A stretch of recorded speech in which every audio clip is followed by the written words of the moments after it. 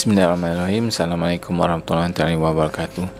Video ini akan menerangkan berkaitan dengan penilaian untuk sistem latihan program bertauliah berasaskan KOPTA. Panduan slide berasaskan KOPTA ini bertujuan untuk menerangkan tentang polisi dan dasar pelaksanaan kredit bagi slab di bawah SPKM kepada kumpulan sasar yang terdiri daripada penyedia latihan, pekerja, pengawal industri, majikan dan atau mana-mana individu yang berminat. Panduan ini telah dibangunkan dengan mengambil kira keperluan KOPTA, Sistem Akreditasi Tunggal TVET yang telah diluluskan Jemaah Menteri pada 30 Januari 2019.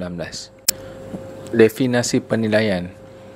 Penilaian adalah kaedah untuk mengukur kompetensi pelatih, merangkumi penilaian kerja khusus dan penilaian akhir dengan pengawasan pengajar TVET.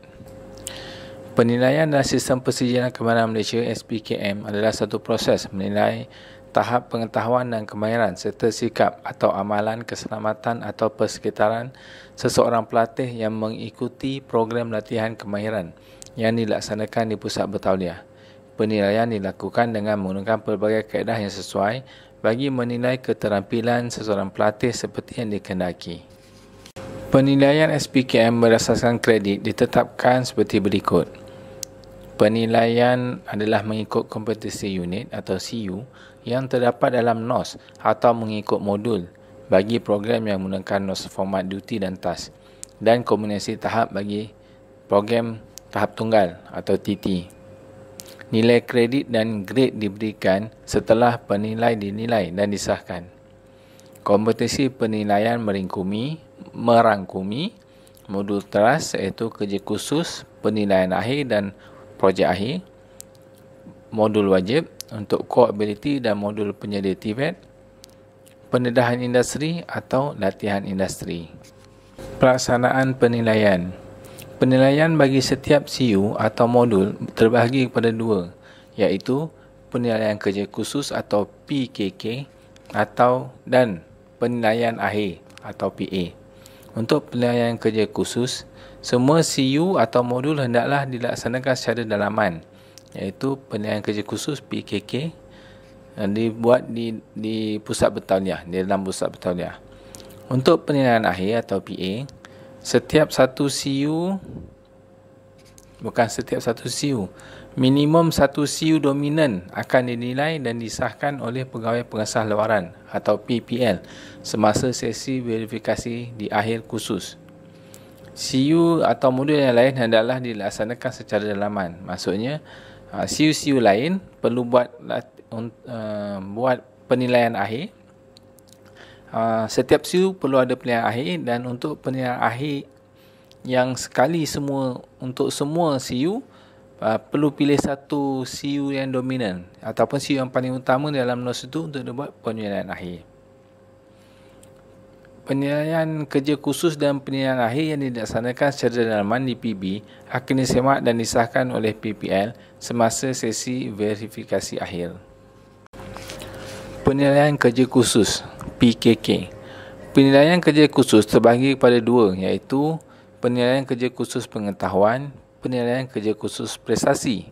Untuk penilaian kerja khusus pengetahuan, untuk teori, penilaian dilaksanakan oleh pegawai penilai atau PP menggunakan sama ada kaedah kuis, kertas tugasan, ujian secara verbal ataupun oral, secara tulisan braille, boleh juga oral kan, pakai braille, ataupun lain-lain cara untuk menguji pengetahuan teori bagi semua CU ataupun modul. Untuk penilaian kerja khusus prestasi, ini untuk amali, penilaian dilaksanakan oleh PP melalui ujian amali bagi semua CU ataupun modul. Penilaian akhir. Penilaian akhir terbagi kepada dua. Yang pertama, penilaian akhir dalaman, dan yang kedua, penilaian akhir untuk verifikasi PPL. Untuk penilaian dalaman, semua CU modul dan boleh dilaksanakan selepas lulus semua PKK ataupun kerja khusus semua dah lulus, baru boleh buat penilaian akhir untuk semua modul. penilaian akhir dalaman tadi, PB bertanggungjawab untuk memastikan penilaian akhir bagi setiap CU atau modul selain CU dominan dilaksanakan sebelum penilaian verifikasi PPN. PB atau Pusat Bertauliah bertanggungjawab untuk memastikan penilaian akhir bagi setiap CU dilaksanakan selepas pelatih lulus PKK bagi CU berkenaan. Soalan penilaian akhir. Pusat Bertauliah perlu menyemak soalan di EQB ataupun Electronic Question Bank. Okey, boleh berlaku jika soalan disediakan. Terdapat soalan di dalam Electronic Question Bank. Permohonan adalah dibuat secara dalam talian, sekurang-kurangnya 1 bulan dari tarikh cadangan penilaian akhir. PB dibenarkan untuk memuat turun soalan penilaian pengetahuan 1 hari bekerja sebelum tarikh penilaian. Boleh muat turun soalan penilaian prestasi 1 hari bekerja sebelum tarikh penilaian. Senarai bahan bagi tujuan penilaian akhir 1 bulan setengah sebelum tarikh penilaian. Jika tiada soalan di dalam EQB, Pusat Bertauliah hendaklah membangunkan 2 set soalan berserta skema jawapan bagi CU berkaitan dengan merujuk kepada panduan penggunaan soalan penilaian latihan kemahiran yang berkuat kuasa. Soalan dibangunkan oleh personal pentauliahan. Soalan yang dibangunkan hendaklah diluluskan oleh PPPB ataupun panel penilai Pusat Bertauliah dan disahkan oleh TAC, Technical Advisory Committee. Kertas soalan penilaian akhir yang dibangunkan hendaklah menggunakan bahasa Melayu atau bahasa Inggeris. Pusat Bertauliah hendaklah menyediakan set soalan yang mencukupi mengikut bilangan pelatih. Jadual ditunjukkan adalah perkara-perkara yang perlu ada dalam penyediaan set soalan penilaian akhir berdasarkan kepada nilai kredit ataupun CU atau modul dan berdasarkan tahap, berdasarkan SKM berapa.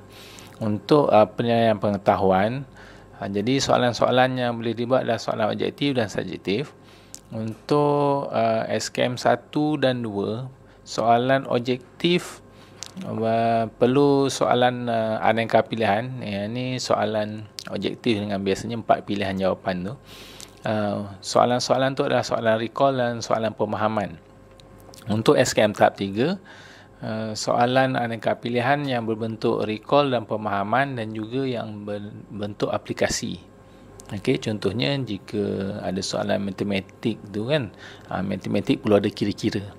Untuk DKM dan DLKM perlu ada tambahan.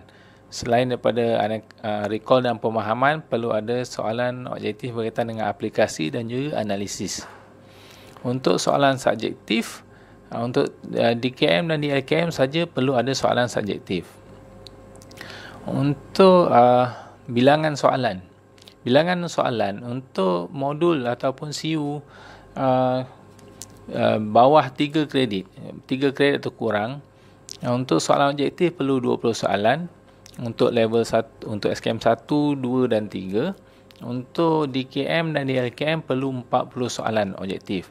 Untuk subjektif, untuk SKM 1, 2 dan 3 tidak perlu soalan subjektif, dan untuk DLKM dan DLKM perlu 1 soalan subjektif. Untuk bilangan kredit 4 hingga 6 kredit, untuk CU 4 hingga 6 kredit, soalan objektif untuk level 1, level 2 dan level 3 perlu 30 soalan objektif. Untuk DKM dan DLKM perlu 40 soalan objektif. Untuk soalan subjektif, untuk yang 4 hingga 6 kredit tadi, soalan subjektif untuk level 1, level 2, level 3 tidak perlu soalan subjektif.